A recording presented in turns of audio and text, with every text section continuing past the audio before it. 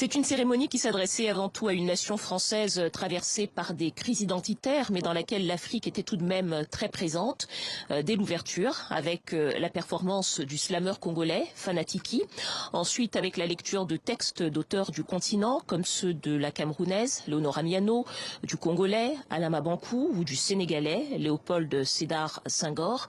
Afrique présente également dans le public, avec des intellectuels et des artistes engagés dans la défense de leur langue nationale, mais qui réfute tout de même l'idée selon laquelle promouvoir la langue française reviendrait à étouffer les langues africaines. C'est une langue à rajouter à nos langues, parce qu'on a toujours parlé français.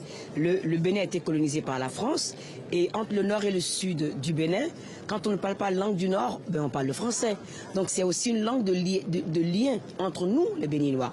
Donc je ne pense pas que nos langues ont survécu à l'esclavage, à la colonisation, elles ne partiront nulle part.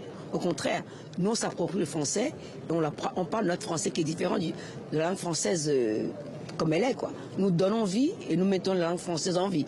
L'Afrique, dont le poids démographique est considérable, comme l'a rappelé le président français Emmanuel Macron, Kinshasa en RDC, représentant la première ville francophone du monde avec ses 15 millions d'habitants. L'enjeu d'une francophonie dynamique n'est donc pas seulement linguistique.